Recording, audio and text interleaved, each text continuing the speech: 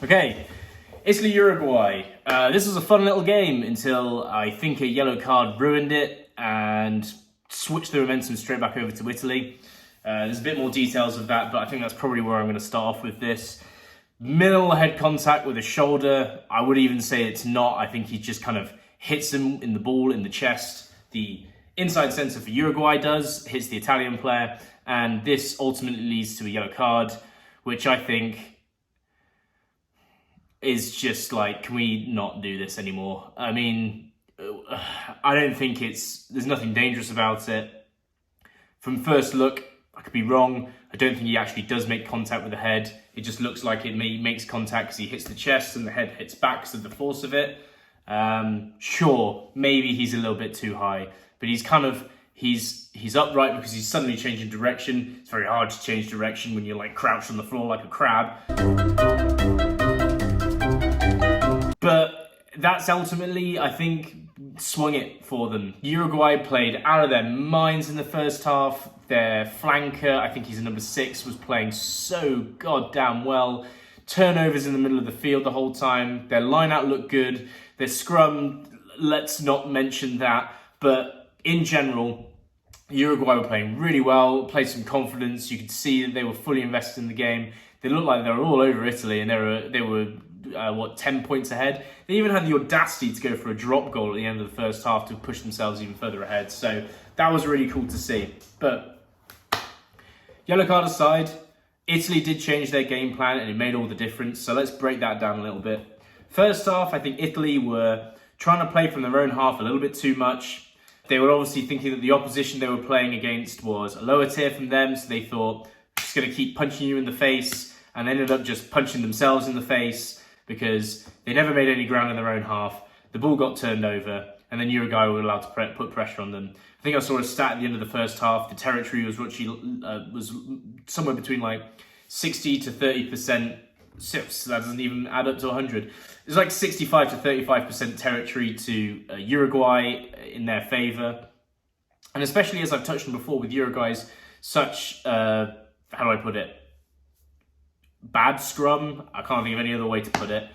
It just screams to me like, you have a better set piece than Uruguay. You know you're going to be better at that.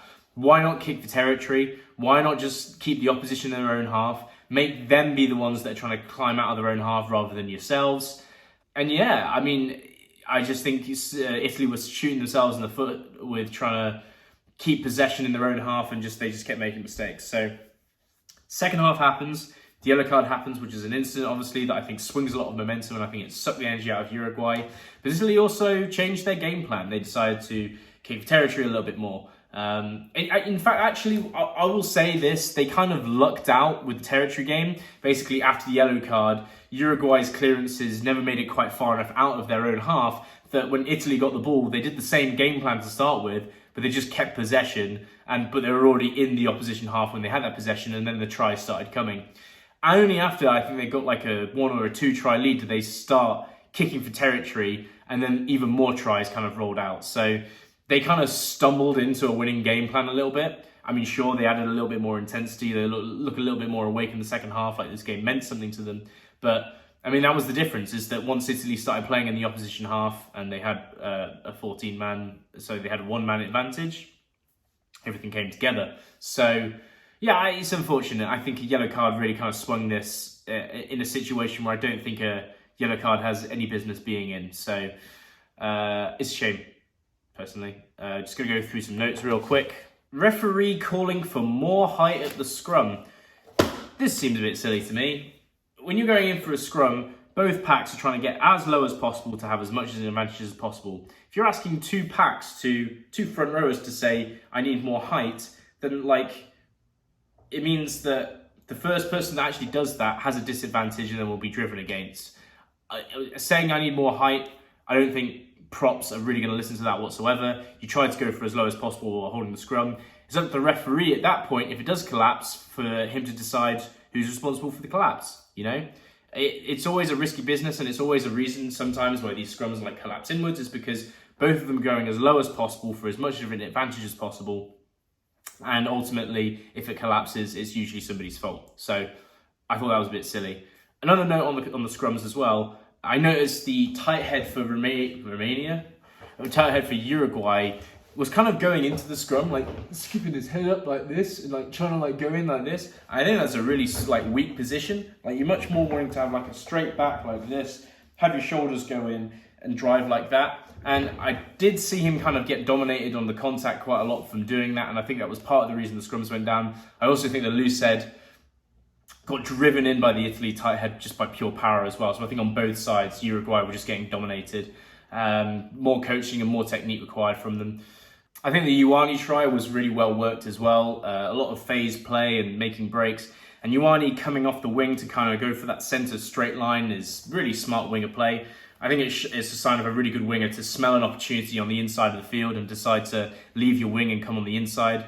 Coming from the outside meant he had a great line coming in that was going like juxtaposition against where Uruguay will kind of sweep defence in the last kind of 2 meters. So that was a nicely worked try.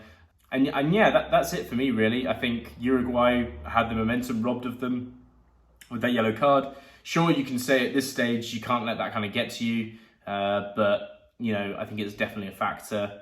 And, I mean, Italy, I think they've lucked into a win here with just having possession kind of kicked to them, and it didn't quite reach their half. They were allowed to play their same game plan within Uruguay's half, and that ended up just working for them. So that's it for me for this game. Fun little game, interesting stuff. I don't think either of these guys are going to compete for getting in through to the group stages. Italy would be the only one I think that would have a chance, but then again, I think the chance is very low considering who else is in their group. So that's it for me.